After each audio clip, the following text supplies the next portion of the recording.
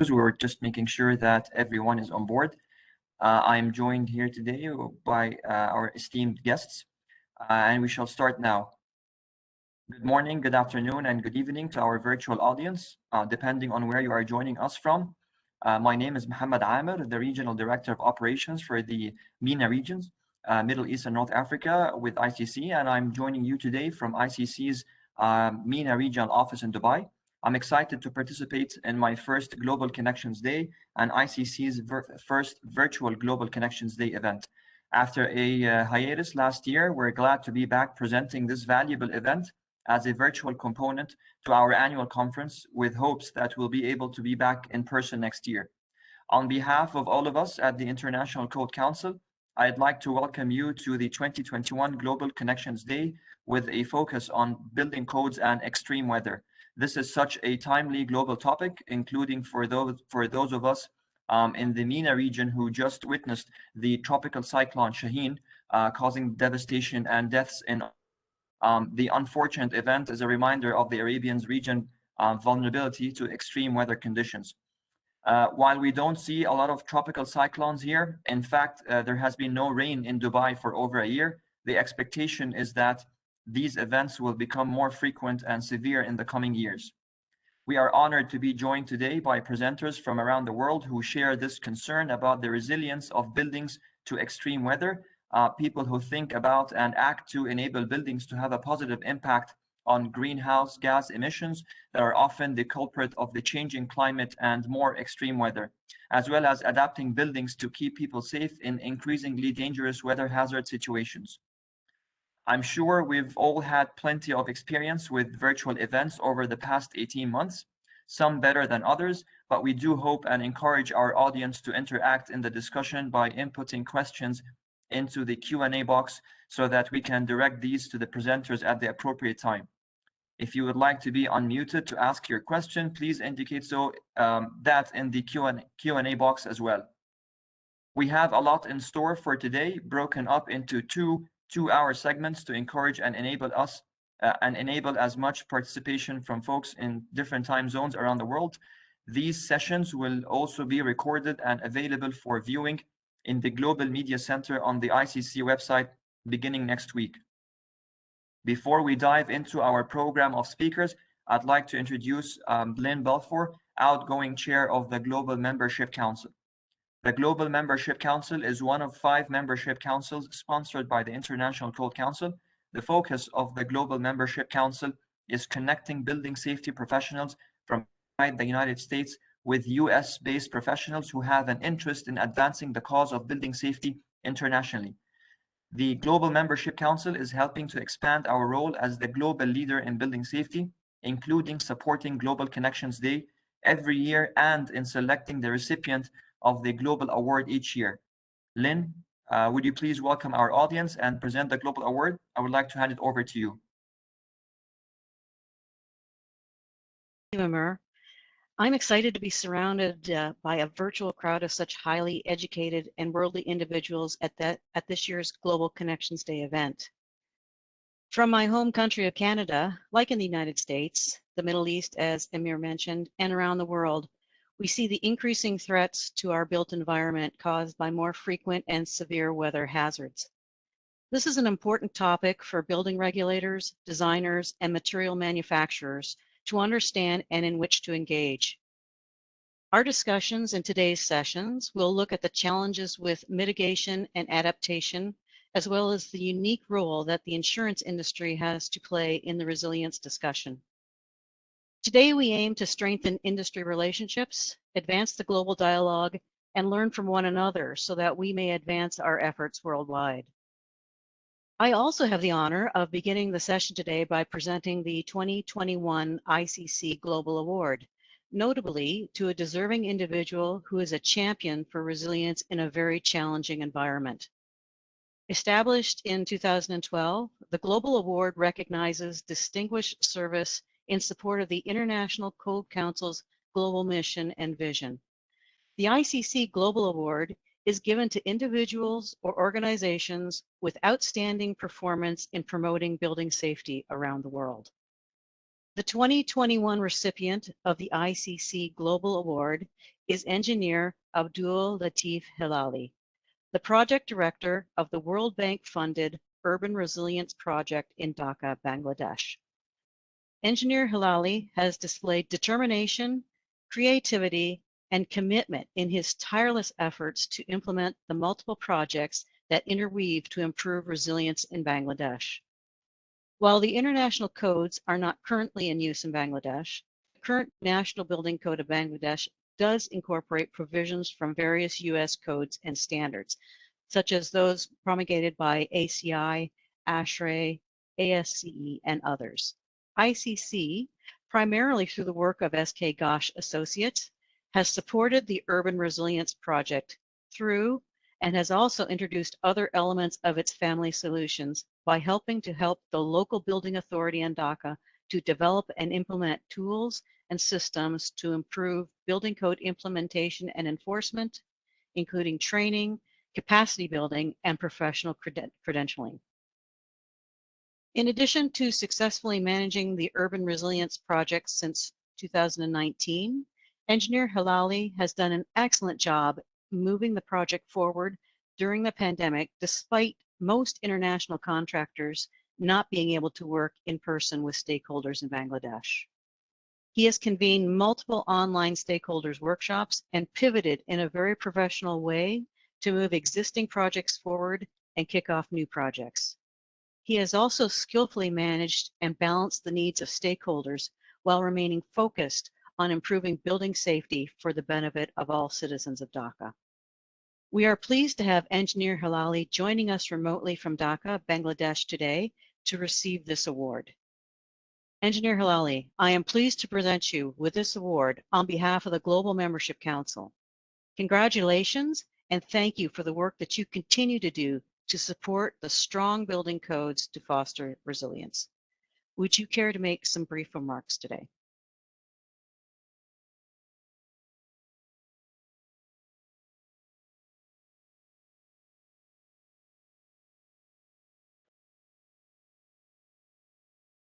Thank you very much. Can you hear me? Yes. Yeah, thank you very much. Respected ladies and gentlemen, very good morning. I would like to thank you all from the core of my heart for awarding me this 2021 ICC Global Award. I am so glad that you found me capable and choose me for this award. As a technical professional, to join at this kind of ceremony was once my dream, but today it's a reality. And of course, I see it as a great achievement for my working life. This award is very much important for me and my RAJUK team for our professional growth. This award means a lot to me, and this will help me growing my professional skills. As you know that I am working relentlessly with ICC USA team to make Bangladesh a structurally resilient country. Now that I promise to work even harder along with ICC to achieve our common goal. I have been trying hard for about a decade to give my 100% to it, and finally I got this award. It is motivating for me and I feel good about myself. Needless to mention that my family is also very happy and we all are proud of it. This will really help me in my career to work harder. So big thanks to all those who have voted for me. I also appreciate this award giving system as it helps to know our value and work more energetically. Lastly, I must mention that my RAJUK team, our consultants, and myself have learned a lot from Dr.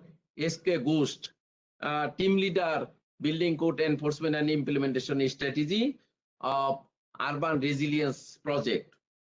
And therefore, in all forthcoming projects of similar technology, we want to work with International Code Council, USA.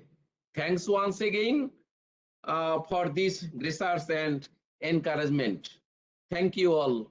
Thank you again. Thank you all. Thank you.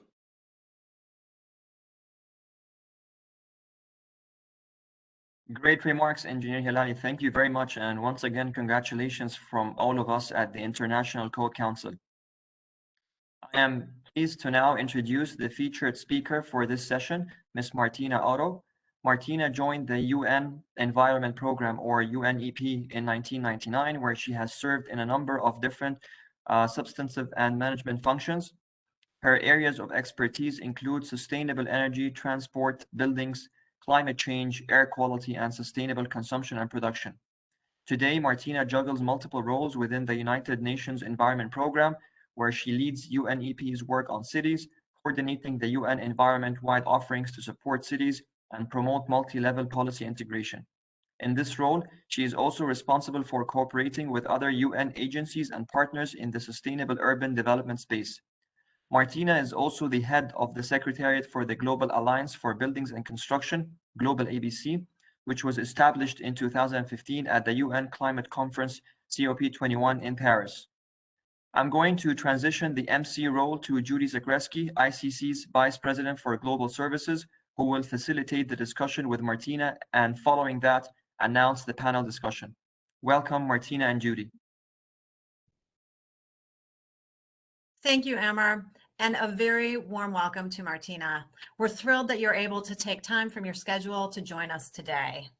To our virtual audience, as Amar said, we'd love to engage you in our dialogue today. So please put any questions that you have during the course of this discussion into the Q&A box, and we'll address those at the end. With that, let's dive right in. Martina, many of our audience members may not be familiar with GlobalABC.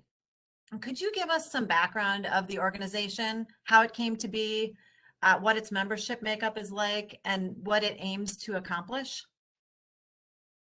Thanks very much, Judy, and thanks to the ICCC for the kind invitation to this very timely and topical session. And I'm very happy to be with you today. And you said it already, the Global Alliance for Buildings and Construction was launched at COP21 in Paris as part of a track 2 that focused on state action to complement the negotiations of what is known now to all of us as the Paris Agreement. And a few initial partners, including the government of France, which played a big role in setting up the GlobalABC. Altogether, we identified the need to start putting the spotlight on this important sector, both for its impact on climate change, its vulnerability to climate change, and it being characterized by a number of challenges, including its fragmented value chain and the need to overcome what we refer to the wrong pocket problem. And all these calling for radical collaboration. So the GlobalABC was born to serve as a global platform, a network of networks that brings together initiatives and actors focusing on the buildings and construction sector, and to forge that sort of radical collaboration. And we currently count 189 members, including 33 national governments from all regions of the world. And our key strength is a mixed membership, which includes countries, cities, companies, research, and intergovernmental organizations, and the civil society. And that really allows us to keep the fingers on the pulse, learning about and sharing the status of climate actions in the built environment in the different regions, and as well raising the level of ambition and engagement to climate action. Its secretariat is housed in the UN Environment Program, and that helps also with a direct link to a number of the key processes, such as our engagement in the climate conference, climate conference of the parties, known as COP, but also to channel our materials to the UN country teams, amongst others, to facilitate implementation activities. And this takes me to the last part of your question, Judy, what we aim to accomplish. And we are working to forge this common vision and voice for the sector and to bring together the many different initiatives to rise our collective impact. And here we work towards, as we call it, zero emissions, efficient and resilient buildings and construction. And we do this with a focus on awareness raising, raising ambition to meet the Paris climate goals, so waking up the sleeping giant, and mobilizing all actors along the value chain and recognizing that all from design to construction, operations and demolition in the private and the public sectors need to play their part to make the needed transformation a reality. And I think I stop here. I could go on for quite some time on our products and tools and so on, but let me pause here. Thank you. Thanks. And your energy is palpable. And I think that's what attracts the state and non-state actors to get involved and join. Certainly that was something that that drew ICC to become a member of what is actually a very active coalition. It's not sort of you're signing your name on a support petition, but you're really, GlobalABC is calling its members together to do a lot of work and to advance the cause. So that's fantastic. But perhaps the most well-known outcome of the GlobalABC is the annual Buildings Global Status Report, which has been produced since 2016. And this Global Status Report on buildings tracks on an annual basis the progress of the global buildings and construction sector in relation to the Paris Agreement goals. So what kind of progress have you seen in the sector in each subsequent edition of the Buildings GSR? Okay. Thanks, Judy. And thank you as well for having emphasized that it's all about partner engagement. And there is a lot of goodwill that's being brought to the table with these in-kind contributions from everybody. And just to state, we're just as good as all the partners together. Now, on the Building Status Report, indeed, that's our flagship report that helps us track progress over time. It's issued annually, and it has really been critical in bringing a strong message to the climate conference and to the public, and also to showcase the actions. And maybe a couple of findings in a nutshell. Buildings and construction for too long has been, and I mentioned that already, the sleeping giant, but the giant is really starting to wake up. And if I refer back to the one before, Global Status Report, and then I give a sneak preview of the new edition, which will be launched next week. And the first message is that the emissions from the operation of buildings did hit the highest ever level in 2019, moving the sector even further away from fulfilling its huge potential to slow climate change and to contribute significantly to the goals of the Paris Agreement. And the 2020, so the 2019 data feeds into the 2020 report, right? So the 2020 report found that while global building energy consumption remains steady, so that's a point taken, right? Energy consumption remains steady. So there have been improvements on the energy efficiency side because we have added on more floor space as well. But the related CO2 emissions increased to almost 10 gigatons CO2 in 2019. And that is due to a shift away from the direct use of coal, oil, and traditional biomass towards electricity, which had a higher carbon content due to the high proportion of fossil fuels used in generation. So it shows a strong correlation here as well.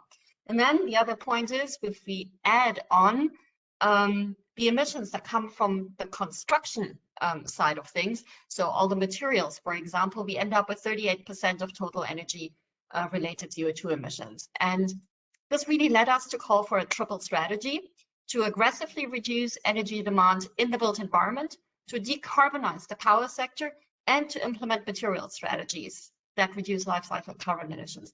So it's really the three together that help us to get to grips with the emissions reductions. Now, in this year's edition, we do see a dip in CO2 emissions from buildings and construction, but this is more due to the economic consequences and the lockdowns and so on, linked to COVID-19, then a real transformation in the sector. And that means as well that once we're out of this pandemic, the emissions will keep rising. And that's largely as well to two important trends. And that's one is the embodied carbon. The other one is that cooling demand that we do see on the rise. And we have put together a global buildings climate tracker that looks at a number of indicators from policy action to investment and impact, and that showed some but insufficient progress. And just to highlight three things, in 2015, 90 countries, and you asked about the 5 years sort of, what have you achieved since we were founded, and what has happened in the sector since we were founded. And in 2015, we had 90 countries that had included actions for addressing buildings emissions or improving energy efficiency in their nationally determined contributions that were submitted to the Paris Agreement. And that number has now hit 136. And that's pretty amazing. There has been a step up, but the ambition varies. And we definitely do need a bit more specificity in here. And I'm happy to come back to that later. And since 2015, an additional 18 countries have put into place building energy codes. And that's a move that I'm sure you all will agree is crucial to shift emissions downwards and bringing the number of those who have them in place to a total of 80. And yet, 2/3 of those countries where most of the new builds will take place are still lacking building energy codes. And that means we're losing out on directing this new build in a more sustainable pathway. And overall, we do need to move codes from voluntary to mandatory to cover all buildings and to become more performance-based codes. And that's something that we've seen. So that's what I mean with the varying degrees as well in terms of ambition. And the last number that I want to point out is the investment in energy efficiency. And that rose to over $180 billion in 2020. And that's up from 129 billion in 2015. And that's progress as well. It's good, but it's too small a share still of finance that goes into the deep energy retrofit that we need. So progress, but not enough. Not enough. not displayed as what we'd like to see in the output and the results. So since we're at a critical point now, the problem is that climate change is not slowing down, it's accelerating. And so the incremental changes that we're seeing in policy and in action are not enough. It's not keeping up with the problem. So we're at a critical point, particularly as we approach COP26, the climate conference next month, where the focus is really going to be looking ahead to our future climate. What's the unified message that the industry, the buildings and construction industry, needs to project in order to achieve this 1.5 degree climate goal? And before I let you answer, I just want to note, for those in our audience who might not be familiar with the 1.5 degree target, it's thrown around in sort of comment in public media circles and in the general media, but I think unless you're engaged in the discussion, it might not mean something real. But the 1.5 degree target refers to the Paris Agreement, which is a legally binding international treaty on climate change, in which countries make commitments to reach global peaking of greenhouse gas emissions to limit global warming to well below 2 degrees, preferably to this 1.5 degrees Celsius compared to pre-industrial levels. So now that we know what we're talking about with the 1.5 degree Paris goal, what can the buildings and construction industry do to proactively help to achieve this goal worldwide? Yeah, well, good question. Thank you, Judy. And we've been working with quite a number of partners. So within our membership and outside, to mention for as well the high-level climate champions of respectively the outgoing and the incoming presidency of the Conference of the Parties of the Climate Convention, that's Chile and the United Kingdom. And well, we've based ourselves on work that we have done together with the International Energy Agency through a regional roadmap process that involved over 700 stakeholders. And what we work towards is a single voice and a vision towards shared goals, and that's for the short to the medium and the medium to the longer term. And that's by 2030, the built environment should halve its emissions, whereby 100% of new buildings must be net zero carbon in operation, with widespread energy efficiency retrofit of existing assets well underway. And then an emphasis as well on embodied carbon to be reduced by at least 40%, with leading projects achieving at least 50% in reductions in embodied carbon. And then to ramp that up, by 2050, at the latest, all new and existing assets must be net zero across the whole life cycle, including operational and embodied emissions. And here, well, the Global Alliance for Buildings and Construction is working with its country members and beyond on a country commitment that says buildings as critical climate solutions that will advance building sector measures at the national level, creating the appropriate enabling environment towards zero emissions. And that's what we put into the head, so to speak, as we go into the discussion in Glasgow. Back to you.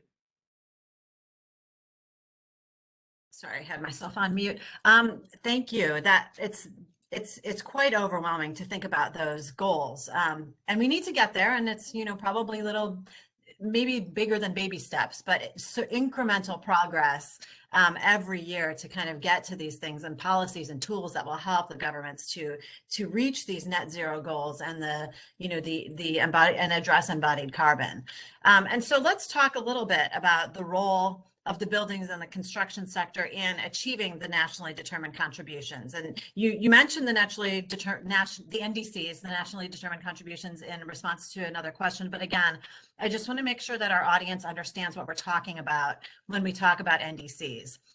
So these are articulated plans for climate action that need to be submitted by each of the 196 signatory countries of the Paris Agreement every 5 years. And so this is the first 5-year mark, really. And so that's why there's such a big focus on COP26 and a big focus on the NDCs. And so the NDCs also serve to outline specific actions that countries will take to reduce their greenhouse gas emissions and to build resilience to adapt to the impacts of rising temperatures in order to reach the articulated climate targets. So while setting the NDCs is the responsibility of the national government bodies around the world, actually achieving them will require state and local level governments, NGOs, and of course the private sector, these groups that are collectively referred to as non-state actors. And the GlobalABC includes state and non-state actors, but right now let's look at the role of non-state actors. And I'm interested, Martina, in what do you see as the role of the non-state actors, including industry, including standards developers, state and local governments? What's their role with respect to setting and achieving the NDCs? And what are some of the strategies that the non-state actors should be employing? Thanks very much, Judy. And thanks for having emphasized a bit more the NDCs and the ins and outs around that.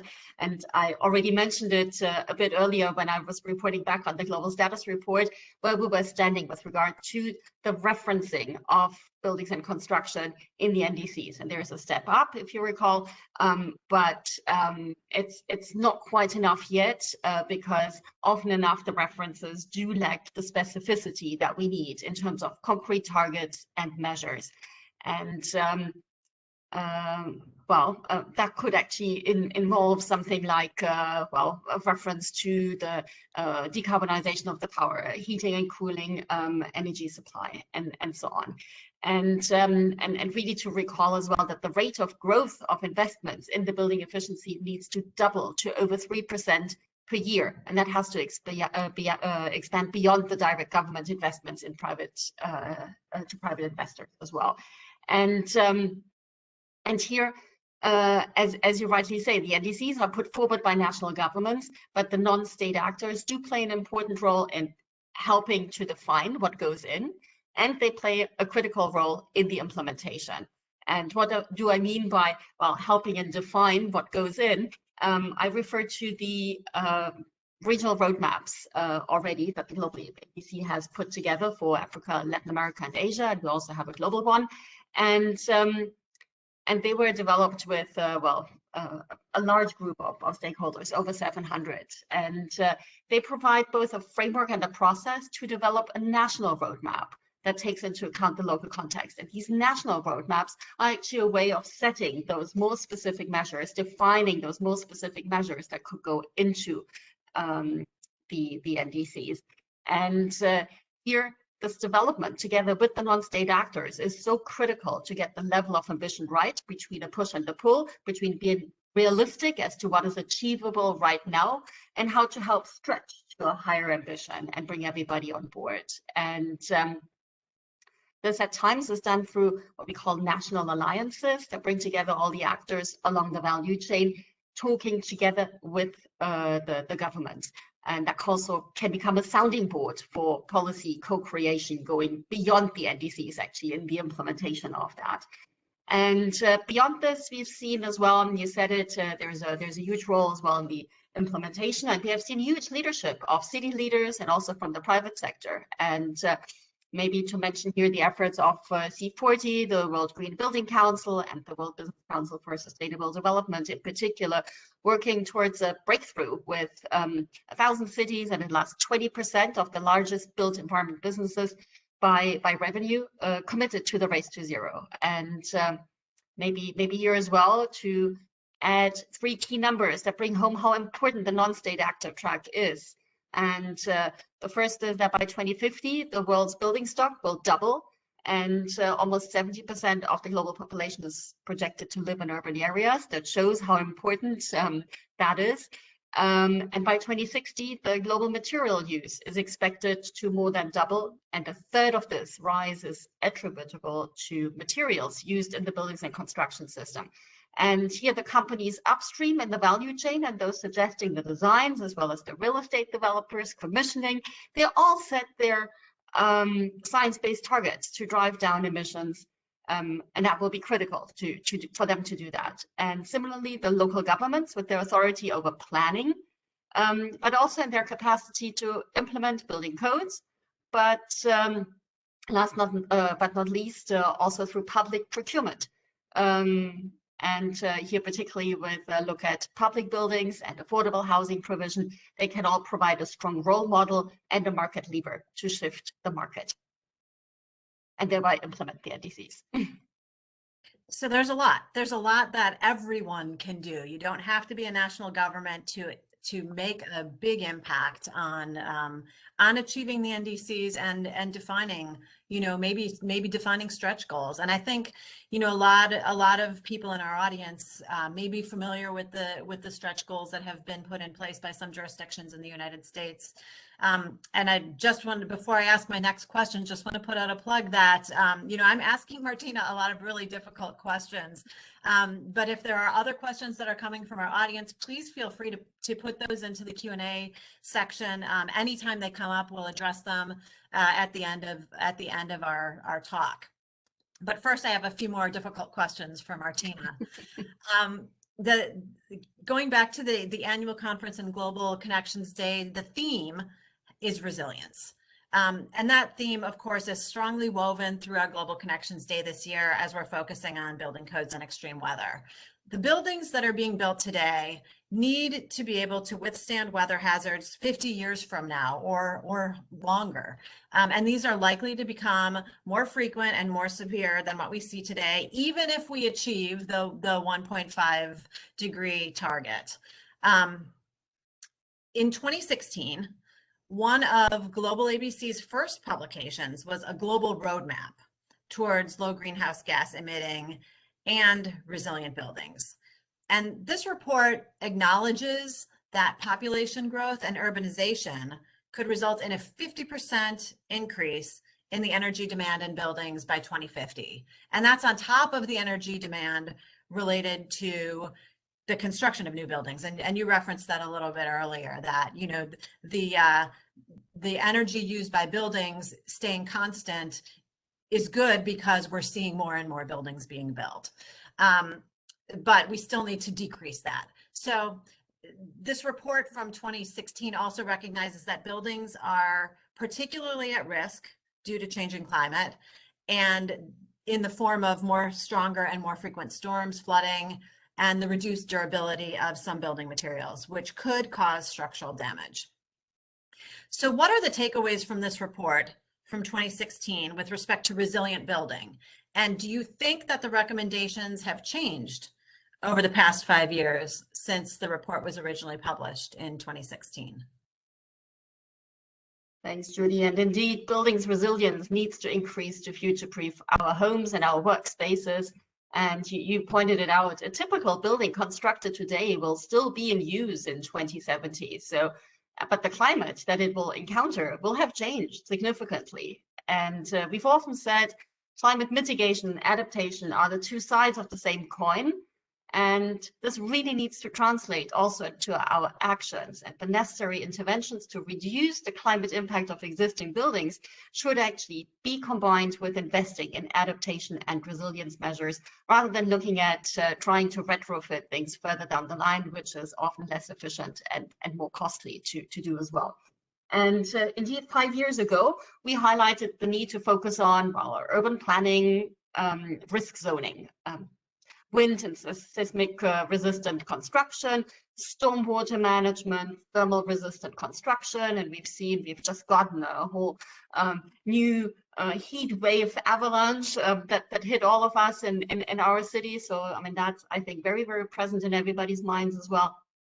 But then also the development of integrated assessments across governments and stakeholders to ensure resiliency plans are holistic across jurisdiction and agency. So it's really that collaborative message that's coming across again. And it really focused on factoring in resilience into the new build and into refurbishment, with an eye on avoiding that we lock ourselves into the inefficient and unsafe construction that I just mentioned. I mean, in terms of being very inefficient if we were to go that route. And while this messaging on resilience has been out already 5 years ago, it still is very valid. If at all, there's a greater sense of urgency to take action as we have faced increasing weather events, putting our homes and the assets that they represent under stress. And I think we have a few more proponents of what we put forward, and that includes the insurance sector, because obviously they have been hit very, very hard by having to pay for some of the damage. So they come forward with demands. There is strong support in making the claim, basically. But it's also to cater for the increased cooling needs, for example. And I've mentioned that a couple of times already, but we see this agenda really bubbling up very much. So it's very much linked to health and the well-being of the inhabitants. And then there's a real recognition as well of nature-based solutions, the power of nature in a sense, and for buildings that can translate into green roofs, for example, that can cater for both, help to cool and thereby reduce energy demand. So we have an adaptation measure and one that helps with mitigation, because we reduce the need for mechanical cooling. And rainwater management, because obviously whatever you put on your roof will then absorb some of that coming down. So our messages, I think, have just been strengthened. So they're as relevant as ever, but have been strengthened, and they've been complemented recently by this race to resilience. That's coming under what we call the Marrakesh Partnership for Global Climate Action, and that's this second track complementing what happened in the negotiation stream of the Paris Agreement. And UNEP also has put together a practical guide to climate resilient buildings and communities, and that looks at good practices and fundamental types of interventions. So I think there's more and more coming along, more and more people recognizing the importance of taking action in this area as well, and really more guidance to help. That's great. It's a lot. It's you know, almost makes your mind explode. And kudos to you for doing all of the work and you know, promoting the message, almost evangelizing the world and the sector. So transitioning to what we can do, you know, how can we help you? So many people in our audience are and when I say you, I mean, how can we help with the messaging and respond to the call, right? To achieve the nationally determined contributions, the goal of limiting the temperature change. So a lot of people in our audience are building regulation and enforcement officials, or design professionals, people involved in promoting changes in building codes and standards. So what's the important message to give to these practitioners, to these professionals? What's the important message for them to take away from this discussion? And would you leave them with any particular call to action in their own local jurisdictions or in any work that they're doing on a national or a global scale? Thanks, Judy. And yes, maybe to bring it down, obviously, I mean, all these actions are being taken already for a variety of reasons, motivations, objectives, drivers.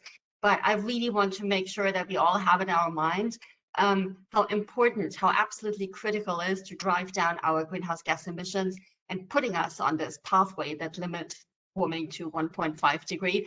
And how important the sector is in doing that. It's obviously a matter for everybody, all sectors. We need all hands on deck.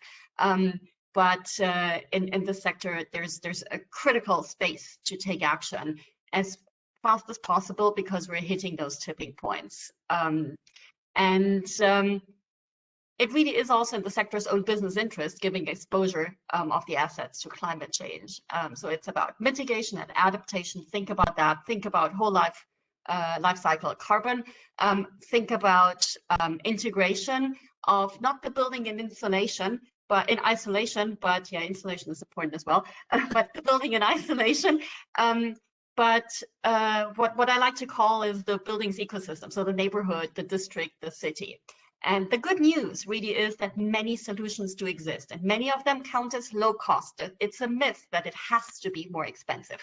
Some are more expensive. Some have long payback times, but some have low cost and even negative cost. And I think we need to work along this, the low-hanging fruit and the bigger ticket items. But it's also a real job creation machinery. And maybe another number, 9 to 30 jobs have been estimated to be created for every $1 million invested in energy efficiency retrofits in green buildings. And that's more than in many other sectors. So keep that in mind as well, as we look at, also how do we build back better from COVID? And here we can do it very literally. And we need this radical collaboration between national and local government with the enabling policies, and that's a message for that group. Put the enabling policies into place. They're essential to get the solutions to scale quickly. And here really a call for performance-based building codes. They're one of the most effective policy measures. But also working with the urban planning instruments. Be creative about it, how you can use them with land value capture or other things, just look at how that can be done, and the procurement as a key lever. Land value capture is also a possible sort of finance mechanism to bridge this wrong pocket problem that I mentioned really at the outset. So there's a real role as well. And the science-based targets really set a company vision. It starts from there, even if it's hard, even if it looks difficult, even if it looks turning upside down some of the essentials, but there is a business case in addressing this topic, be it from a resources side, the material side, or be it from the climate angle. And really the key message is together we can do it. Let's deliver it together. We want the build it work, that we have those buildings that we need and that we deserve. And maybe I stop here. Yeah, that's great. And I think, what do they say? Many hands make light lifting. If everybody's sort of all hands on deck, well, we can get there. But it does, as you've said, take everyone being creative in their sphere that they can control. So we have now about 10 minutes for Q&A from the audience. So again, I encourage people to ask their questions in the Q&A box. I don't see any right now. So either, Martina, we've answered all of the questions or we've overwhelmed them with information. But I'm going to encourage people to ask questions. And while we're waiting, I have another one for you. Sure. to kick this off, because you are probably the person I know who's closest to the COP26 conference that's coming up. Do you have any preview? What do you expect the takeaway to be? And are you feeling optimistic about it, or pessimistic, or somewhere in between? What do you think when you're looking at COP? Well, I mean, if I look at what has happened with this whole race to zero and the race to resilience, there has been a huge mobilization of the non-state actors, really. There have been a number of calls as well for governments. The NDC revisions, and you mentioned it, every 5 years, a new set is to be submitted, so to be ratcheted up. And they're coming in and so on. So overall, yes, there is movement in this. But the big thing is, will we be quick enough? I like to quote a colleague who said it who nailed it. Winning too slowly in this space is losing.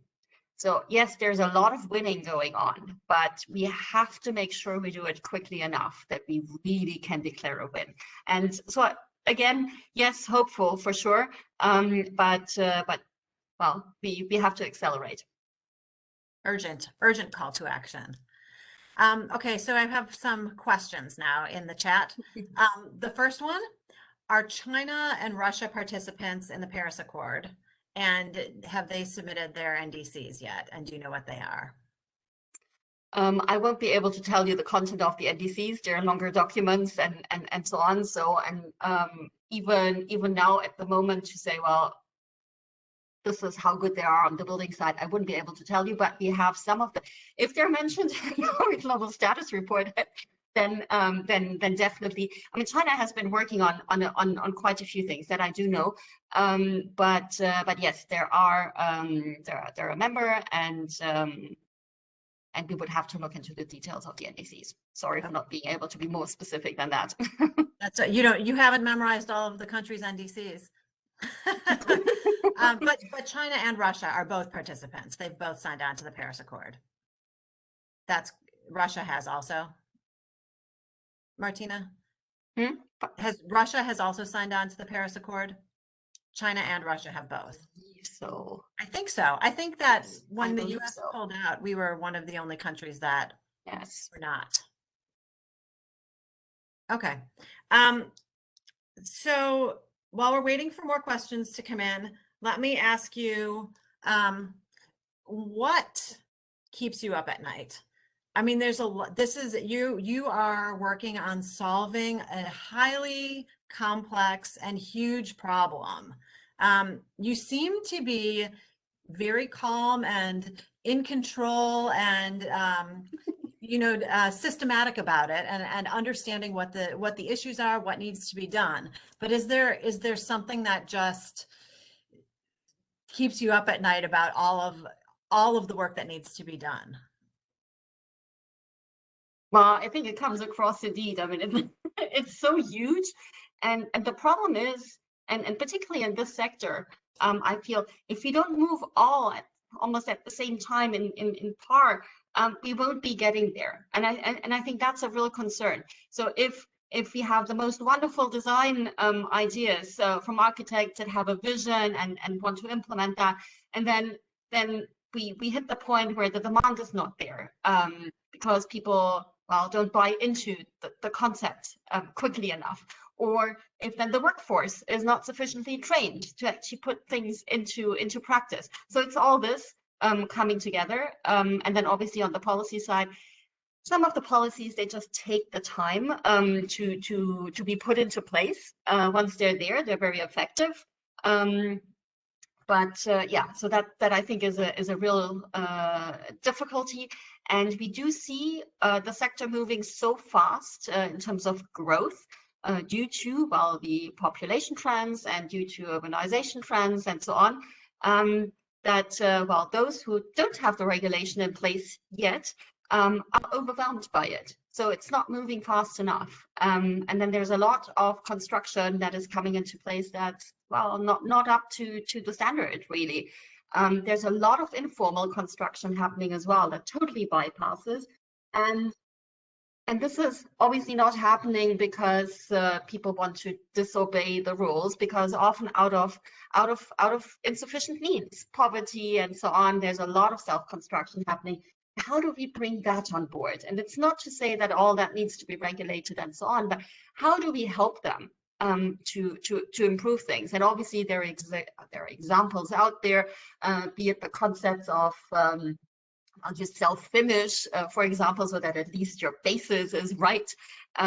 How to look at maybe more modular construction that helps eliminate some of the problems, but just how to bring that on board and integrate that. So that are a couple of really key things as we and maybe there as well to mention. There's SDG 11 that SDG, Sustainable Development Goal, part of the 2030 Sustainable Development Agenda. And the SDG 11 is on sustainable urbanization, and it has one target that really looks at housing in particular, and recognizes that we do have in a lot of places a qualitative and a quantitative housing deficit. And how do we do that in the most sustainable manner? So those are a few things. Yes, it's huge. It's overwhelmingly huge. But again, I'm very hopeful because there's so many partners around, and it starts to come together. So when I was talking about this radical collaboration, we do see more and more of that coming together. So big challenges, but big movement. I think we have time for one last question, and that is, how can each city, and I don't know if you have guidance on this, but how can each city measure their carbon level in current buildings? And can they use this as a way to decide which buildings should be demolished or which should be renovated to achieve better carbon levels? Do you know of any tools? That's a really good question. Because obviously you're absolutely right. You put your finger on a really good point. And we have this International Resource Panel report that came out that looked at the correlation between resource use and climate change. And it looked at it in the building sector and in the transport sector. And for buildings, there were a couple of strategies that were put out. And one was actually to say, keep your buildings longer, look at retrofits, look at how to extend the lifetime, look also how you build in the first place to have a longer lifetime of buildings, because all that helps reduce the materials, and with that some of the carbon footprint. And but the answer is not as simple either. You could very well think of just some planned obsolescence help if it's being constructed in a way that it helps to dismantle very easily. And there are a number of those things. So there's no straightforward answer to that. And personally, I don't know a tool that gives you all that right now. What we're working on at the moment in the Global Alliance for Buildings and Construction is the building passport that helps you to capture quite a lot of data around a given building. With, for example, capturing the materials that go into that, but also when certain refurbishments are being done and so on. So it's not only a passport, but it's almost your health insurance record or whatever, the equivalent, and that could help. If we had that, but I think there's a lot of the data that is missing, and particularly in a lot of countries where the data situation is. In a lot of the developing countries where this data is actually lacking, but yeah, an area for maybe more collaboration. Yeah, work in pointing that out. Yes, good. Well, thank you so much, Martina. I really do want to thank you once again for being here during a very busy time for you, and for sharing your expertise with us. You've given us all a lot to think about in relation to this challenging topic. You know, I think, like I said, it sort of makes my brain explode a little bit, and I've been dealing with these issues not nearly as much as you have, not nearly as long, but you know, hearing about it, talking about it in you know, one sort of half-hour dialogue really does bring to light what a big challenge this is and how much collaboration, radical collaboration, is really needed. So thank you so much for being here today, for joining us. And I will release you now to go back to fighting the good fight and welcome our next panel. So thank you so much, Martina. Thank you, Judy. Thank you. It was a pleasure to be with you. Thank you. So Martina's comments lead very nicely into the final segment of this Global Connections Day session. A panel discussion of GlobalABC members who have joined us to dig a bit deeper into some of the real world outcomes that can be achieved when the GlobalABC call to action is adopted. So I'd like to invite our panelists to turn on their cameras and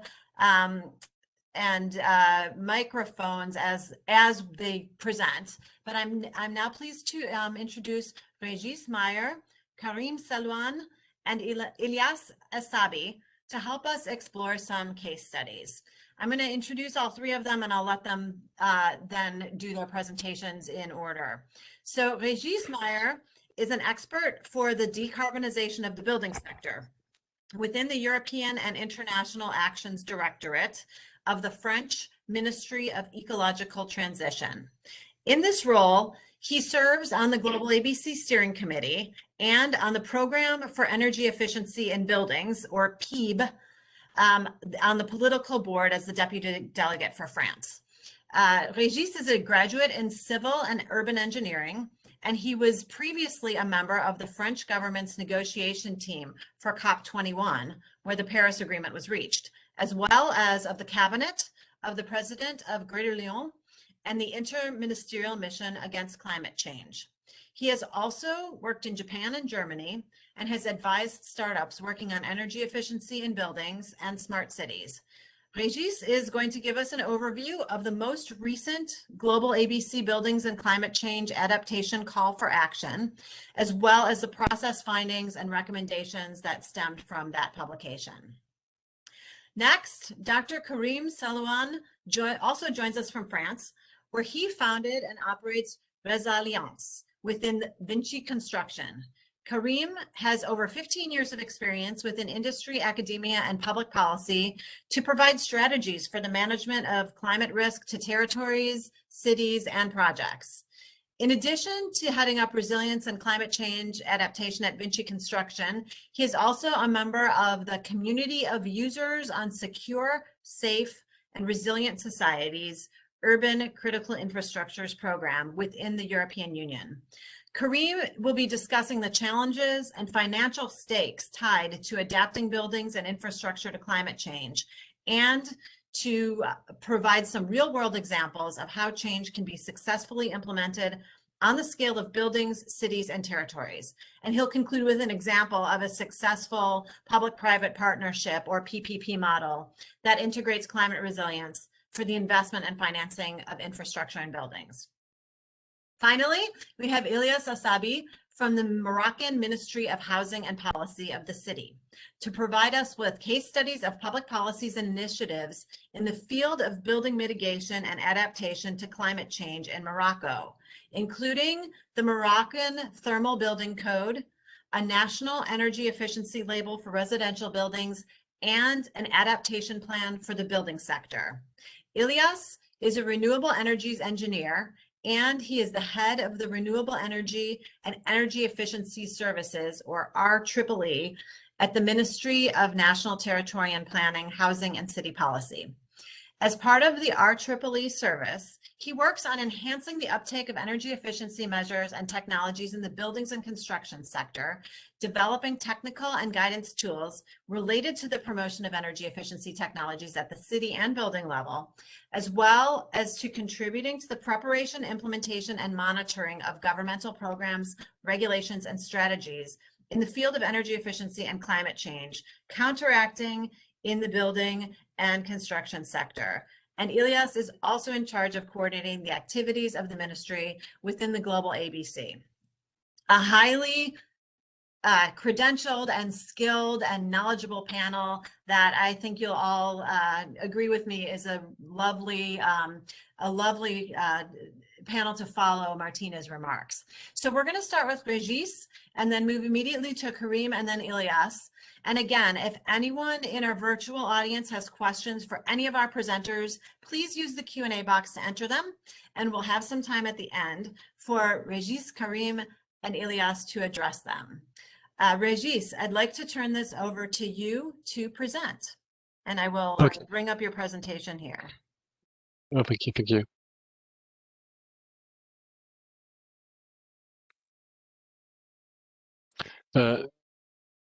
So thank you for the invitation. I'm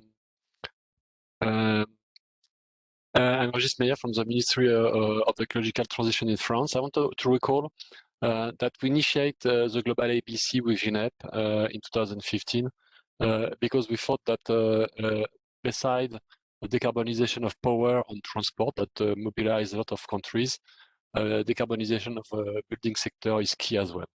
So I want here to recall one point.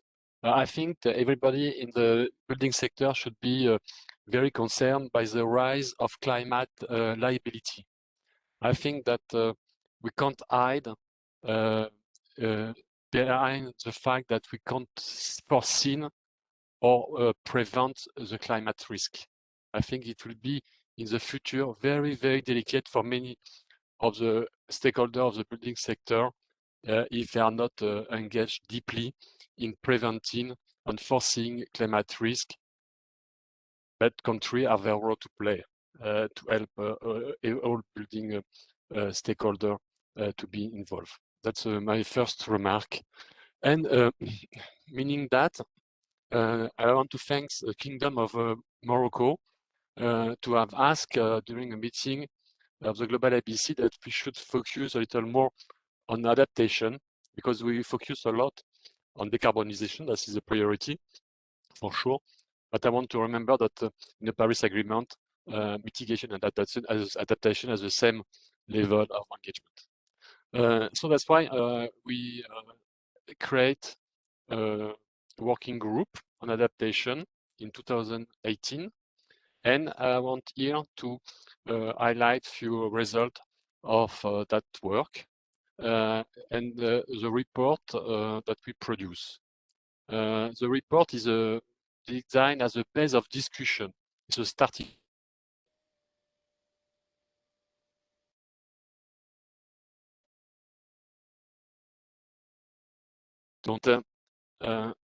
That's sorry, I don't know how to change slide. Excuse me. Okay, thank you. And the insight of the report, I would advise you to read it. It's quite simple to read. You have maybe 2 hours reading time. But the biggest insight is that about norms, investment, supply chain, and tools. For us, we discovered that there is some work done to adapt the building code and norms, but that's just beginning. I think that in Europe, the Euro code, that means the framework of the building structure design, is under revision to integrate climate change. That's good. I think that in Canada, we have seen that the Canadian federal Canadian government is very involved and launched 5 years ago a program, research program to feed the review of the building code. I think that's a good example of a policy well structured. We need norms to have a common language, and I will advise to look at ISO norms that are very interesting to use a common language. Concerning investment, it's clear that cost of inaction is higher than cost of action, much more higher. And that should lead us to invest in adaptation to prevent potential damage and cost of emergency. But as well, building are major assets, and in that matter, it leads that the financial sector and the building sector are interlinked. That means risk to both of the building sector and the financial sector are associated, and that's very important to understand. And another point is that we can't separate the issue of mitigation and adaptation in the building sector. It has to go in parallel or be more to be integrated. And that's from the beginning of the project. That's not so easy, you see, because there is a lack of access to data. For the supply chain, I think that we need to develop capabilities. That's the first target. There is a lack of capability in the building value chain to integrate climate change risk. And for we need as well to understand better the responsibility and to go beyond the contractual roles of each stakeholder in the building value chain. That's very important to review contracts to see how to work better and to integrate something that is going beyond traditional responsibilities. And the last point is the tools of data and data. I think that's clear that there is data, a lot of data produced, very scientific based, but there is a lack of understanding or access to this data. And that needs to have a better implementation and maybe to have free access, what we say. Next slide, please.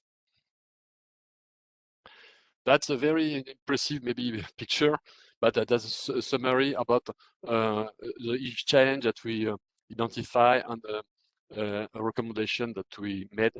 But it's not, we haven't made that. We interview some more than 50 practitioners. So that's more the result of a discussion on the interview. So I will not comment that, but I think it's very important to see that there is different challenge and recommendation for each type of actor, players in the building value chain. Next. So that will lead to make something more simple to 10 principles for effective action in adaptation in the building sector that we will launch at COP26. And that is very important that you could join initial supporter of that initiative because we want to make something like a movement, to be a campaign that shows that we have to go beyond decarbonization. There is decarbonization for sure, that is the core, but adaptation has to be integrated as well. And that is very important to identify leaders or willing organizations that want to lead this integration of adaptation. But we'll disclose that. Is over 10 principles, quite simple, and we want to track progress in the integration of the adaptation by good example, a good practice that we can identify. You're very welcome. That will be my first part of the GlobalABC work on adaptation. And now I want to, the next slide please, present an example about France engagement in that. France is not is a member of the EU.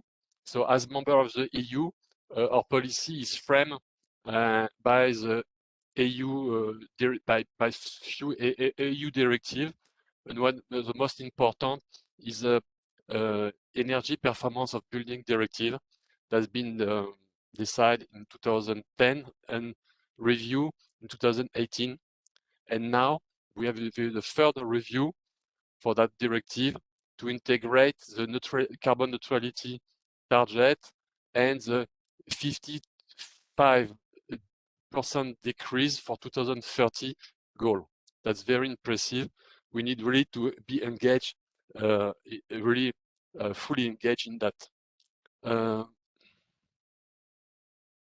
I'm sorry, I have to read, not to forget some important things. Yes, that concern new buildings and but as well existing buildings. In Europe, we have obligation to have a renovation strategy for the existing building. That means country members, and that's very important to have a long term with few every 10 years indication of what will be our target. But what we need that to double our renovation rate. That's our main challenge actually. That's the volume.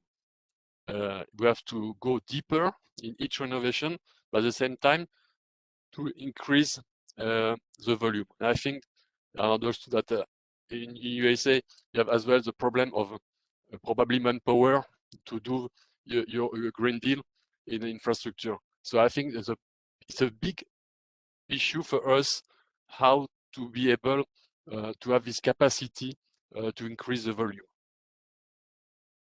Next slide. Alors, I want to present shortly the new regulation in France that will be in force next January 2022.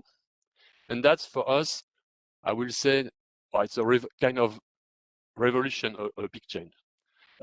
We shift from an energy regulation in building to an environment regulation in buildings. At the first step, we integrate only climate issue, but we will integrate later other issue. So we have to be progressive to be sure to embark everybody. And that regulation as a trimming, no, before, it's not only a regulation. To be sure to have implementation of a regulation, we need to embark in the design all the stakeholders. So that take times.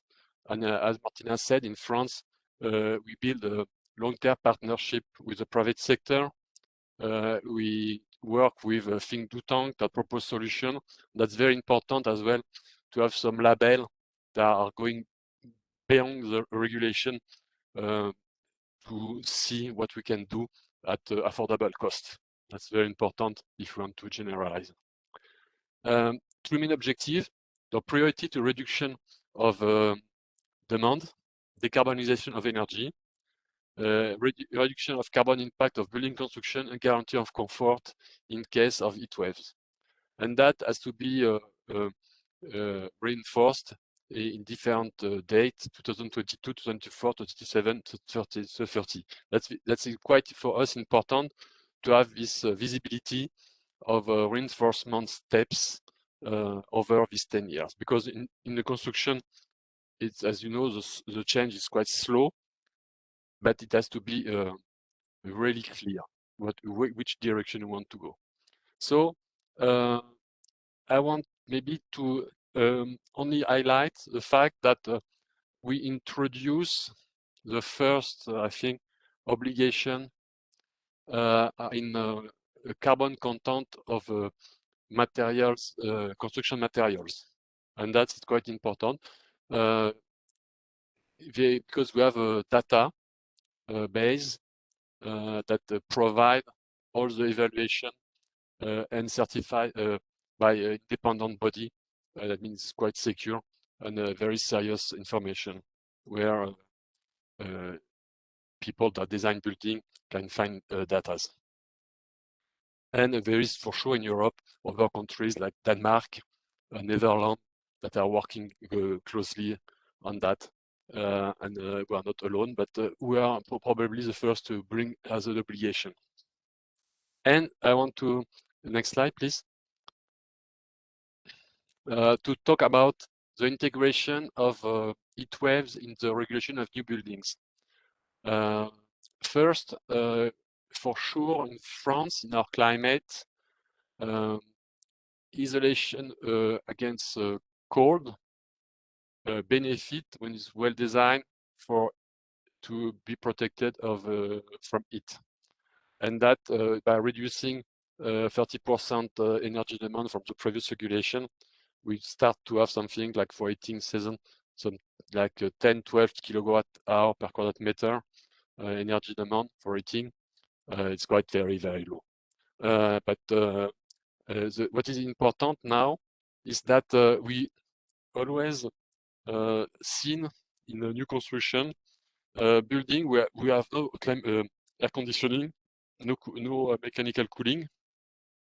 But at the end, after a few years, every owner or user of a building is bringing equipment to add mechanical cooling system, and that we can't accept anymore. That's mean now, even if a building has to assure the quality, comfort for the heating, the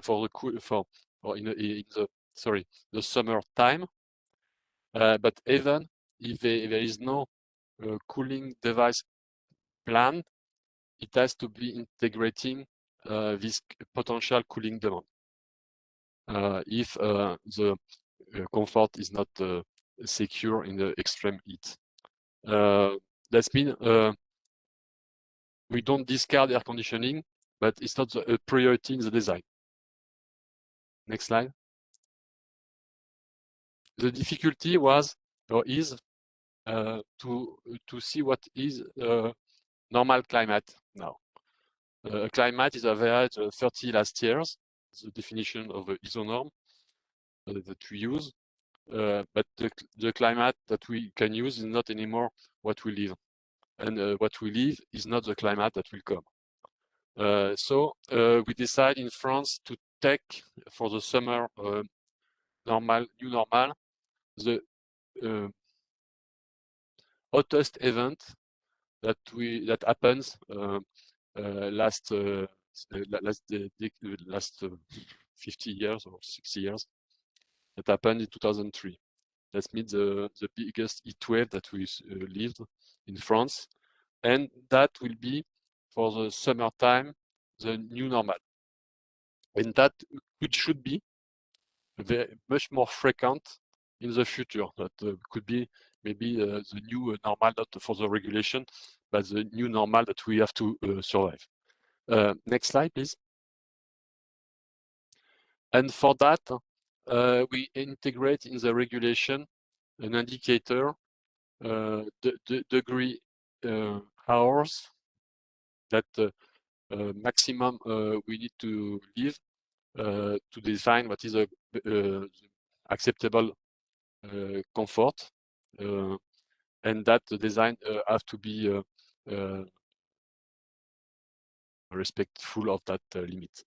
That's quite very important for us because now we think that thanks to that we can secure some comfort for a few decades, but we need to adapt as well when we have better understanding of the evolution of the climate. That's my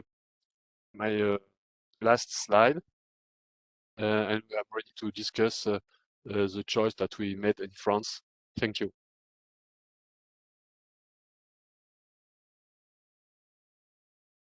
Thank you, Regis. I'm just going to turn it over now to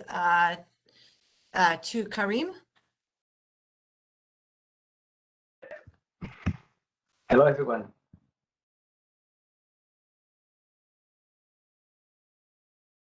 Do you hear me? Yes, we can hear you and see you. Thanks. Go ahead. Okay, can I start now? I'll start? Yes, please go ahead. Okay, thank you very much. I will present to you 3 initiatives launched by Resallience and her partner dedicated to define a framework to support the real estate, construction industry, and urban planner to integrate the resilience methodology, adaptation solution for building a new type of PPP, private-public partnership, including the climate risk, to finance or to find a new finance model for the resilience infrastructure compliance with the SDGs. The next slide. Next, yeah.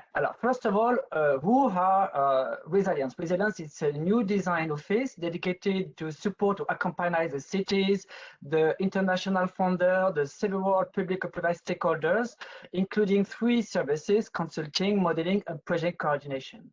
The next slide. The baseline or the background of Resallience is based on 2 key strong partnerships. First of all, we are a subsidiary of Vinci Construction, and we are belong to the Sixth Sense. The Sixth Sense is the world leader on the monitoring, digitalization, and the engineering of civil engineering for construction and building. This is the first skill that we have. And the second partnership is with the several stakeholders, so to have the qualified, the access or the qualified data concerning the space and climate data with the CNES. This is the French Space Agency, the SCO, Space Climate Observatory from UNEP, and the CEA. This is IPCC laboratory in French. The 3 members support Resallience so to have the best knowledge concerning, for example, the climate change modeling or the climate change predictive model. And also, we are member of several type of technical international groups and the UN, IFC, plus the World Meteorological Organization, and also with the Global Alliance for Building and Construction. The next slide. Next, yes. First of all, at stake, the climate resilience dividend. This is the first issue that we need to find some technical answer, because the question is how much would the cost to private and public stakeholders if we want to tackle resilience. 5 points very strategic before to design or to invest in infrastructure or to manage infrastructure than building or critical infrastructure. This is the cost of dysfunction.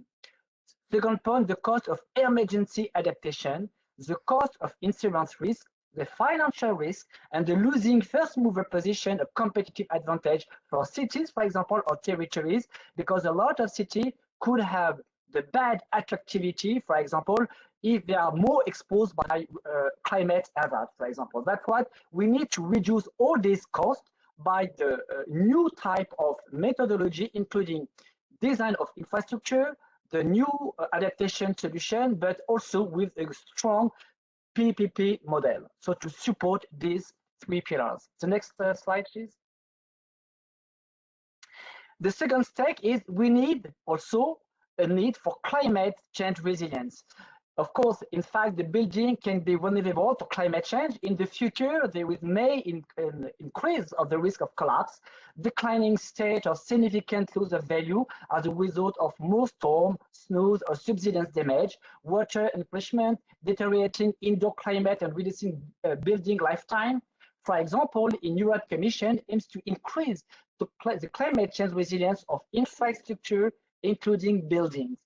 New and existing buildings need to be assessed for resilience to current risk and future climate change and planned or upgraded accordingly. Second, the next slide, please. This is for this reason that we try to answer this new problematic, how to match life cycle of building and climate adaptation investments. So to answer these new challenges, we try to divide the life cycle of building or infrastructure into 3 phases: the planning phases, the construction phases, and the maintenance phases. The planning phases need to integrate the short term. The short term is the period to build the infrastructure of building or to renovate the building, and the maintenance is equal the long-term impact. That's why we need to imagine to renovate the short-term, mid-term, and the long-term investment, including also the evaluation of the climate change, including the uncertainty related to the climate scenarios. The next, please. That's why we propose to build a definition framework for climate change resilience and adaptation in the built environment. First of all, because the building infrastructure are not outside, is not over or in the sky or in the cloud, is very connected with environment, and the environment is also, it could be building, for example. That's why we divided this process into 3 categories. First of all, the mitigation has a prerequisite. The second point is structuring an holistic vision. We will show you just after an example of the holistic vision in the end, to support the actors and facilitate the operational implementation in the construction sectors. And the third point, this is a generic framework which can be used for new building, but especially for renovation and existing building, for example, propose a multi-criteria or global approach at the scale of building and development, and including infrastructure. The next slide. This definition framework can also be include several steps. We could divide these steps of this methodology into 5 pillars. First of all, this is the planning, services, and territorial cooperation with planning and regulation. Continuity of services and the degraded modes, for example, how we could consider the social acceptance of the certain level of degradation of services. For example, the territorial cooperation, we need to include public, private, and the NGOs or communities of citizens, stakeholders, to implement the strong resilience strategy. Second point, the studies and ecological diagnosis of the site, field diagnosis, studies and knowledge of the impact of climate change specific to the territories in several types of scale of building, neighborhood scale, city scale, or territory scale. Water and nature-based solution, of course, so to reduce the print carbon, for example. The third pillar is urban form, structures, and components. Design option on construction method for building integrity. The second point, this is the adaptability and reversibility. We could find some, for example, it's not necessary to destroy a building. We could rethink the uses of the building. Only with the reversibility of the uses without to destroy a building, for example. And the nature-based solution and the bioclimatic design architect. The fourth is the health and the comfort for all. Just before Regis Meyer speak about the urban heat island and the cooling effect, it's a big issue for the climate change adaptation for the building. And the fifth point, this is the use on the behavior, because the capacity of adaptation is not only concerning only the technical or the construction solution, but the big part could be depend on the users and the behavior. The last point, the next slide, please. That's why now I will show you this example. The example that I want to introduce you, excuse me, it's with the CDC Habitat. The CDC Habitat is the first one, is the biggest French social landlord caisse des dépôts and the consignation. This is a public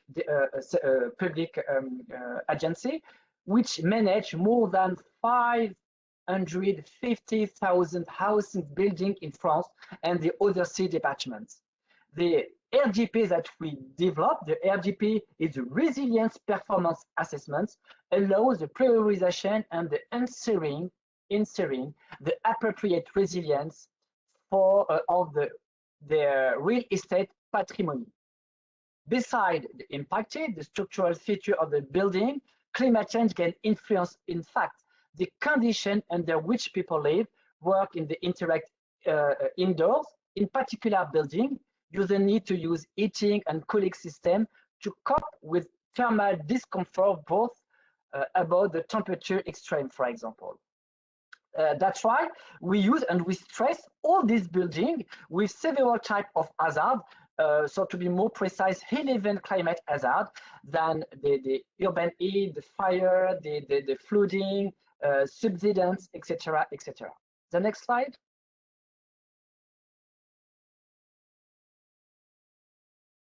Yeah. This after this diagnosis of the vulnerability, we develop a dashboard to help the prioritizing future investment to improve the resilience of the real estate asset, combining several types of targets. It could be, for example, the current safe of the risk for each building, or quantify the current level of resilience, formulation of proposal and recommendation, the cost-benefit analysis of this recommendation, the assessment of the resilience improvement after recommendation. And the objective here, the needs and the objective for the CDC Habitat was we want to find the best adaptation solution compliant with the neutrality carbon, but also with the energy efficiency. Also, in other words, the objective is to match adaptation solution with the energy efficiency in the same way. Second, the next, excuse me. That's why after we propose several types of preconization with a dashboard to improve the resilience of real estate, but also to design the future investment in the short, mid, and long term within or regarding the several types of climate change scenarios. For example, with the hierarchical breakdown of each real estate asset into system and components, the scoring of each climate hazard impact on each component, and for example, 3 functionalities: security, comfort during, for example, the comfort during the urban heat island, and the uses. The next. After to support, to accompany this public institution, the CDC Habitat, we propose in this resilience performance assessment RPA. This dashboard include score impact with the barycent, the best balance of power between several opposite interests. For example, the nature-based solution, between facing the energy efficiency, facing the security, etc. We need to find the best balance of power between several types of dimension or criteria, and all these components could be after compare with a cost evaluation and the impact of this investment, notably for the climate risk reduction. After. The second type here of the second example, it's the question of city. Of course, the resilience of city is a response to natural disaster. The long-term climate change has emerges as a focus, but the particularity of the urban system, this is a systemic or the holistic approach, because as you could observe in this slide, the building is not alone, is not an island, is connected with several critical infrastructure, like the water system, transport, telecommunication, energy, etc. And sometimes we could find the failure point or the sick point, the weak point, not inside the building, but outside the building. The objective, how we could modelize or we could anticipate the domino effect if the critical infrastructure could be damaged, and how this damage could impact a strong building, for example. Okay, this is like a bijective approach, the interaction between the building and the geographical infrastructure around or connected with the building. The next slide. Here, an example, of course, this is in Selouane du Senegal, in Western Africa. The RGP, the Resilience Performance Assessment, also applied to the city in the very diverse geographical localization. It gives very good results, even in the Selouane du Senegal, in a very extreme environment facing the sea level rise and erosion. It is for this reason the evaluating with UNEP and the local authority the vulnerability and the design of using nature-based solution, which allows to save, this is a final estimation that we have done with the financial modelization, between 20 to 30% of the OPEX with a low carbon print. After this conclusion, the next slide, how we calculate this estimation, we modelize the coastline planning and erosion. But we use some European models, and the objective of this project is to transfer some European similar context from Europe to the Western Africa. This is a prototype. This prototype is how we could rapidly bypass several gaps of technologies, knowledge, of modelization, so to push and to launch several interaction and international partnership with, for example, the French and here Senegal. After to modelize, to find a strong hydraulic and coastal model, the next slide, we developed a financial model. This financial model is the objective is to design the best match between the needs of infrastructure to reduce, for example, the climate risk, but also how we could rethink the relocalization of this population, because as you could saw in this picture of Saint-Louis du Senegal, big part of the city will be damaged by the sea level rise. The question is not only if it's necessary to invest so to perhaps reduce or to build some dike or some dam so to block or so to reduce the erosion. The question is, it's a very political question, how we could relocate a big part of the population. This is a good and a very critical question. Now, but so to finance this challenge, we need to build a new PPP, but with this PPP, the question is we want to support the financial risk, the construction, the public authorities, the investor, the insurance. We try to find a new type of PPP so to split this type of critical risk about the physical or financial risk. Next slide. That's why this is the 5 key pillars of this new investment decision making. It's first of all to understand the context before to define a go no go. Second point, how we could identify the risk, for example, but not only the physical risk, the politician's risk, the citizen risk, because it could be the cultural risk with demonstration. People could be opposite to relocate this part of the cities. The first point is the analysis risk technical, financial, social, politician risk, for example, evaluate the risk, and in the last point, the mitigate risk. To identify the objective, target, and action to address key issues, but also evaluate the cost, benefits, and option. Including in the cost, benefits, and option, this is a social impact also. The next slide. The last example here, it's the last example is concerning the island. Of course, here we build a new partnership with the IFC, the International Finance Corporation and Resilience. We could consider that the island has a complex system characterized by interaction between a variety of internal urban processes. You could next. For the video, yes, thank you. Here you will see the result of our modelization concerning the island of Dominica. We consider this island has a complex system characterized by interaction between a variety of internal urban process, social, economic, and physical component, and the natural environment. Of course, mountains, volcanoes, geographical components, the coastline, etc. It is focused here on exploring the dynamic relation between human activities, the geographical distribution of housing and employment, infrastructure layout, traffic flows, energy consumption, etc., the environmental effects, carbon emission, influence of local natural and ecological system, and the potential natural disaster. Then flooding due to the sea level rise or the storm events faced under different policy scenarios.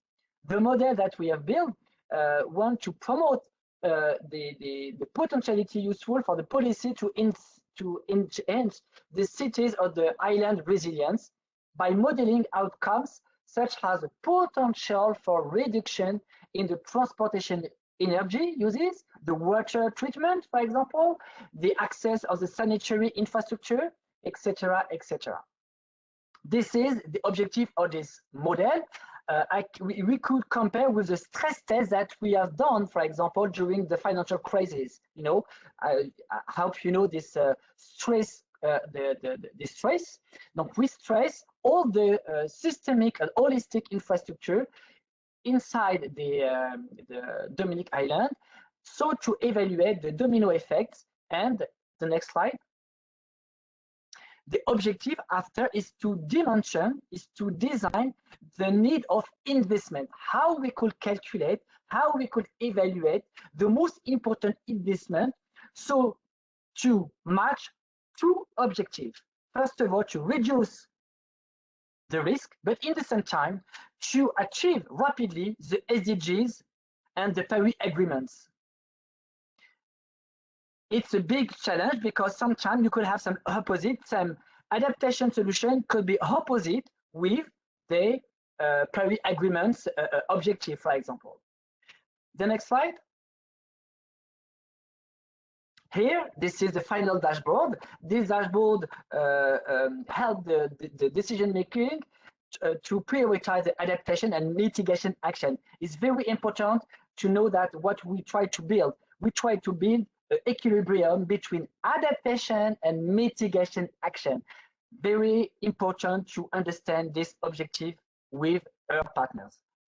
The next slide. The next, because it's the same here after this. To finish, to conclude, all this project respect this example of new type of PPPs that we want to promote, integrating climate change adaptation. The important is the deal of the challenge of this new type of PPP is to become more attractive, to build a trust between all the stakeholders, the trust between insurance, rating agency, investor, private, public, the society, the companies, the citizens. But before, the question is who want to support the risk? How we could split to share the risk? This is a challenge. So to secure this risk, but in the same time, we know that the necessity to adapt or to invest facing the climate change, we need to rethink rapidly this several type of PPP. That's why we propose here to divide the most important part of the PPPs into 4 parts.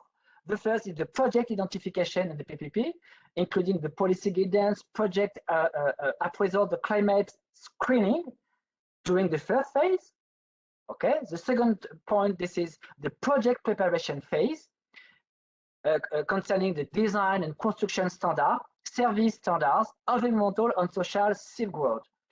The third part is the PPP procurement phases. We need to include the resilience also in this procurement phase.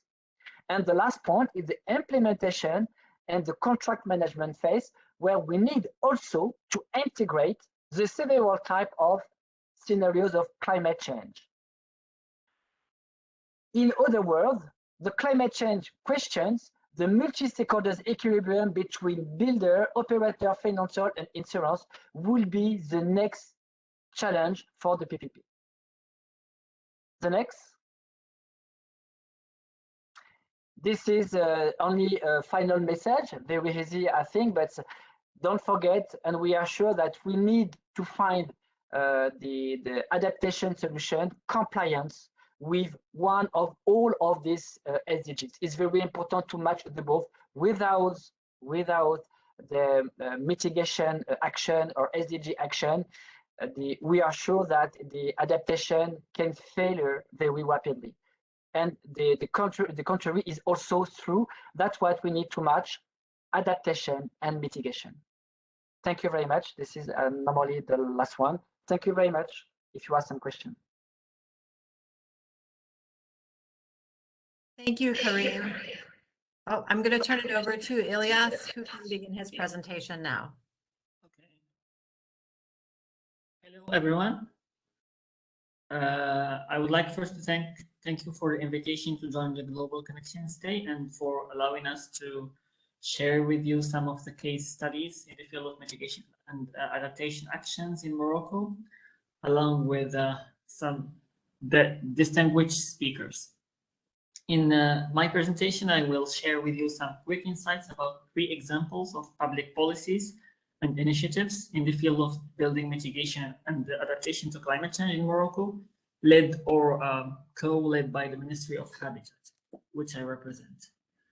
The 3 actions are the Moroccan Thermal Building Code, which was enforced in 2015, the Eco-Binayat label, which is the first national energy efficiency label for residential buildings, And the third is a pilot approach for developing an adaptation plan for the building sector in the north of the region of Morocco. The Moroccan Thermal Building Code establishes minimum energy performance requirements for the building envelope for new constructions. As I said, it was enforced in 2015, and it aims to reduce the heating and cooling needs of buildings, improve thermal comfort in buildings, contribute to the reduction of the national energy bill, and finally reduce greenhouse gas emissions. This regulation sets technical specifications to be respected in terms of thermal characteristics of the envelope or annual energy needs,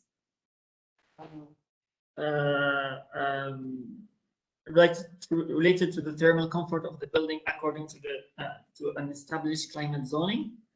The minimum thermal performance requirements are expressed for each climate zone and each type of building, residential or tertiary, and in two different ways: a global approach called the performance-based and simplified approach called perspective. Second slide, please. Okay.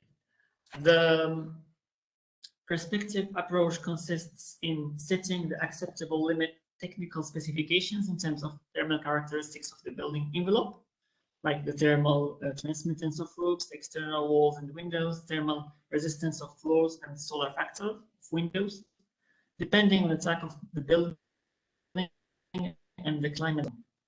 And the second approach, which is the performance-based approach, consists of setting the minimum technical specifications for the annual energy needs of the building related to thermal comfort.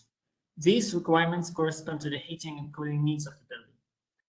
The second action is a label called Ecobinayat.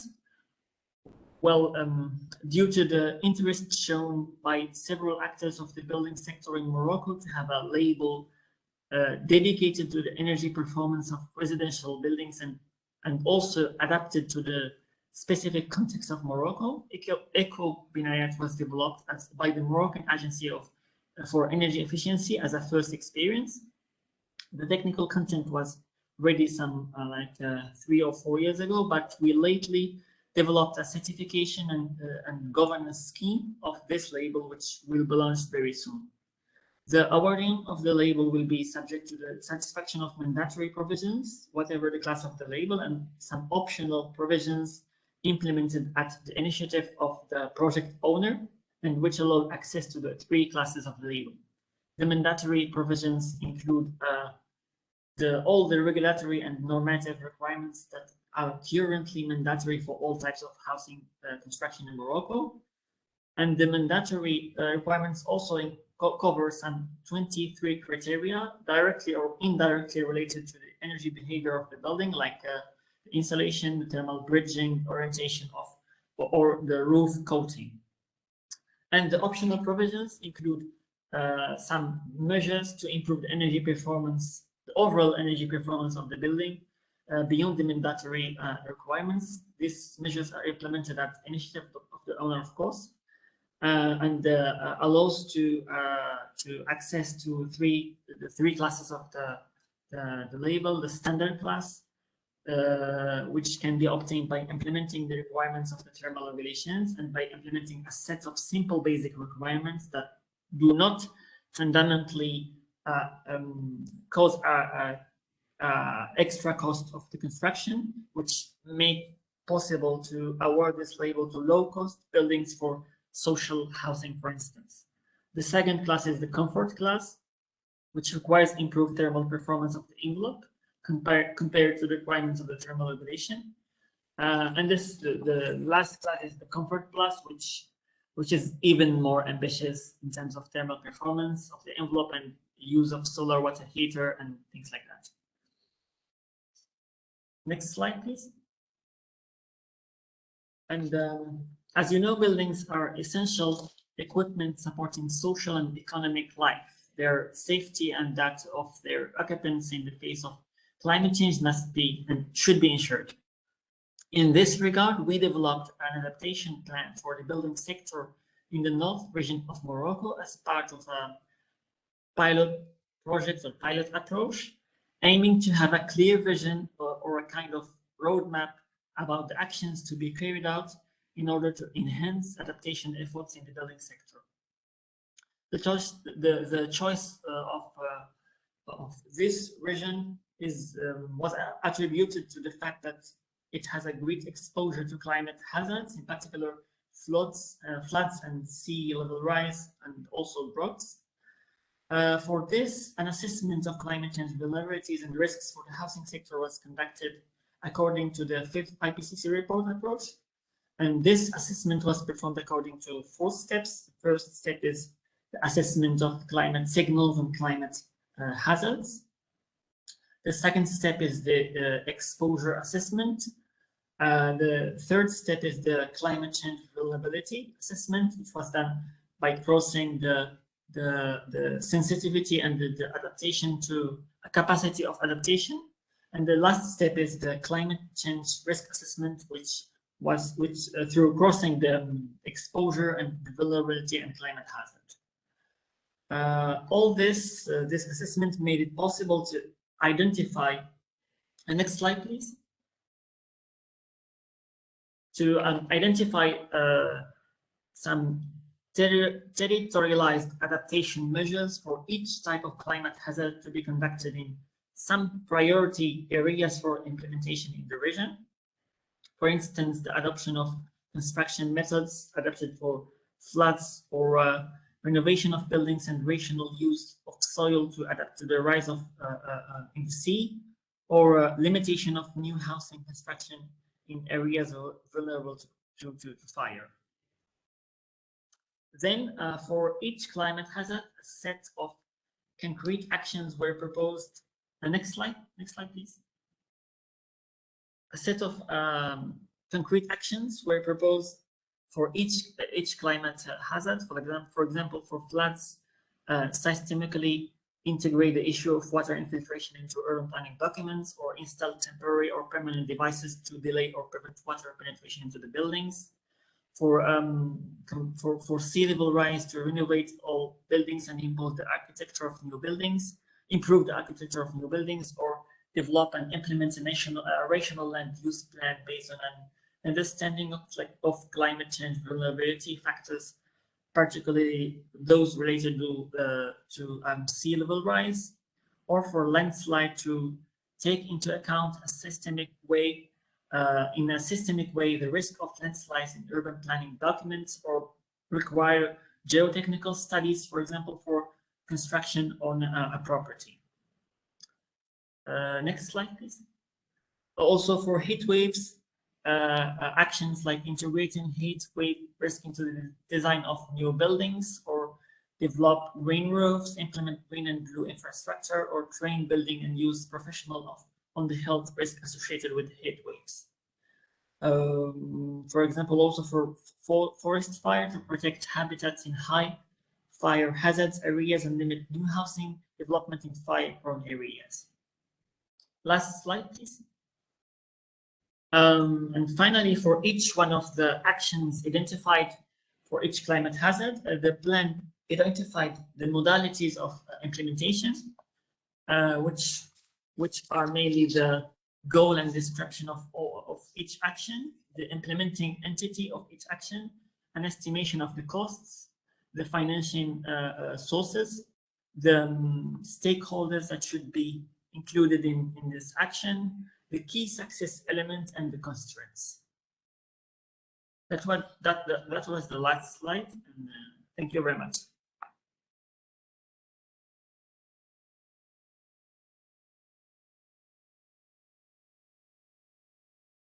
Thank you, Illyas, and Regis and Karim. Those were fascinating, detailed examples.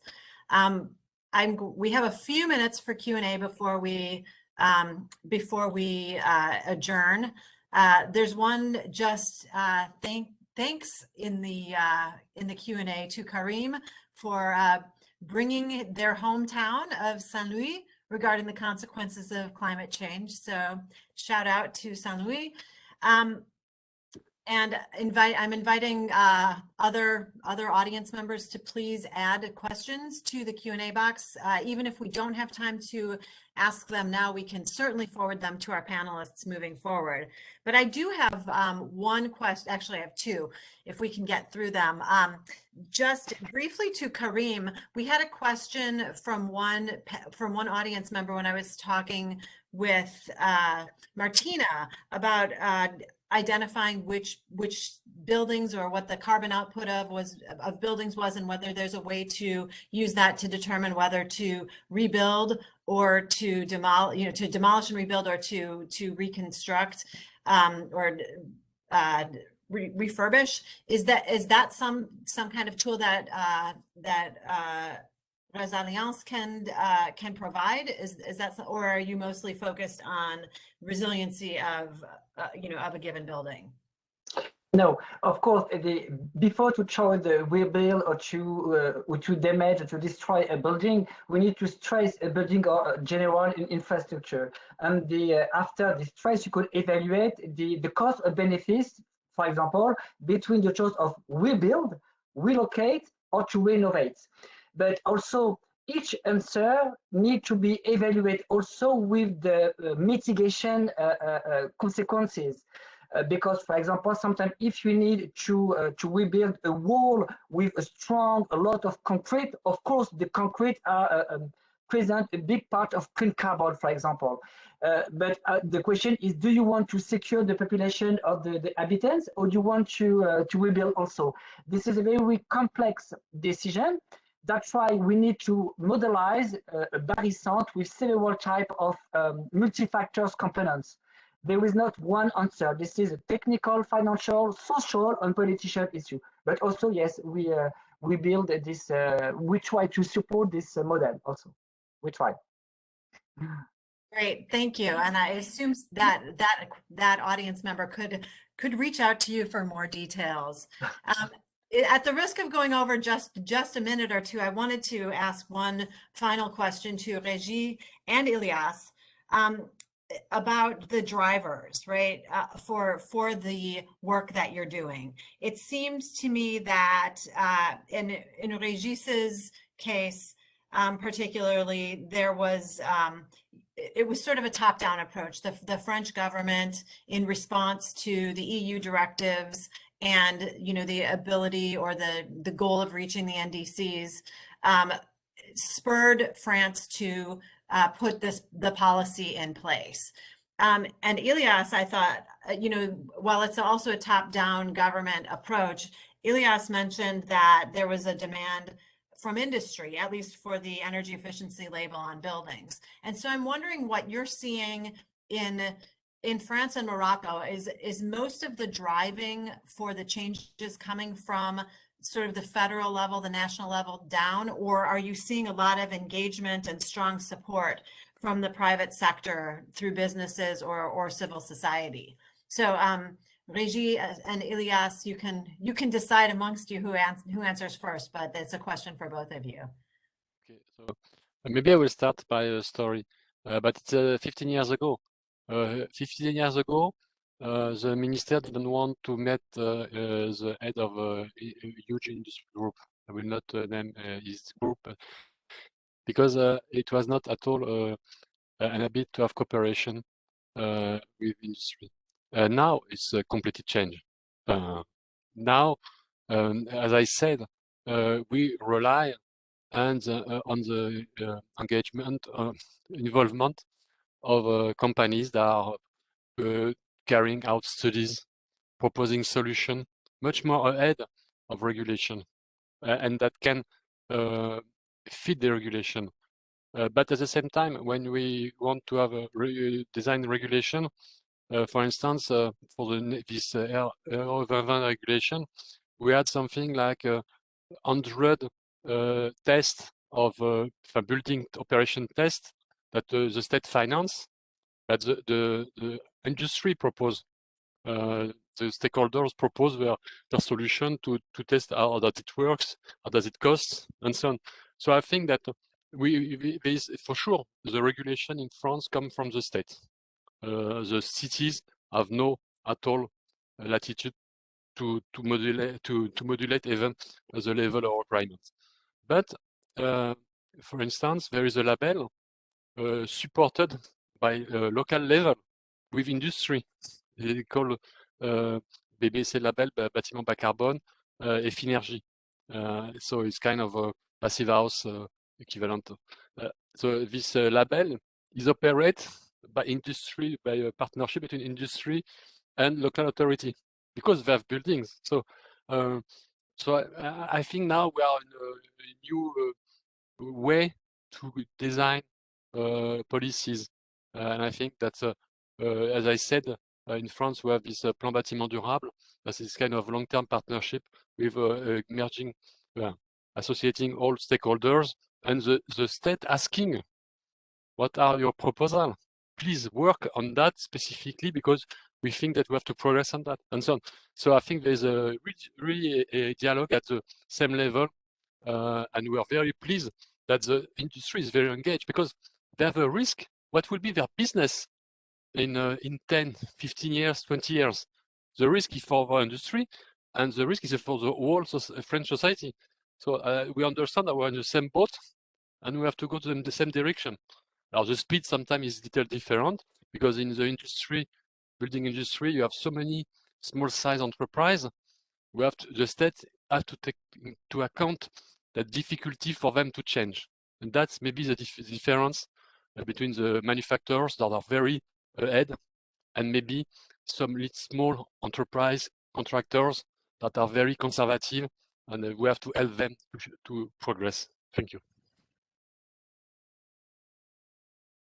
So really true PPP happening in France. Illyas, your thoughts about Morocco's drivers?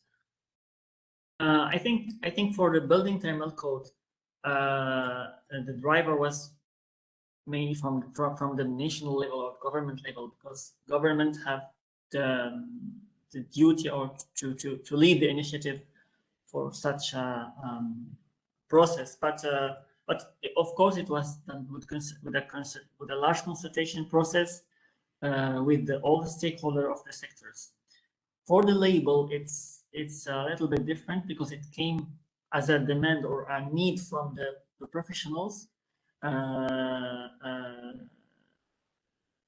So I would say both drivers are here. Excellent, thank you. These presentations were so informative and full of knowledge. So I really appreciate all of you for taking the time to join us today, for sharing your experience and allowing us to learn from your examples.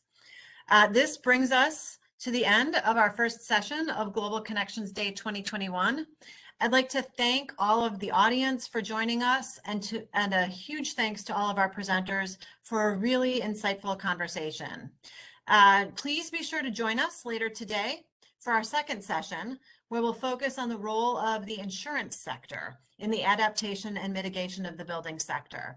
We will resume at 3:30 p.m. Eastern time, so that's approximately 3.5 hours from now.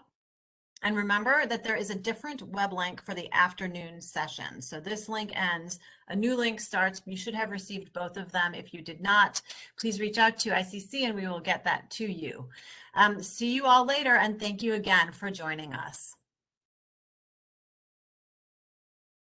Thank you very much. Thank you very much. Thank you. Thank you. Bye. Thank you very much. Bye bye.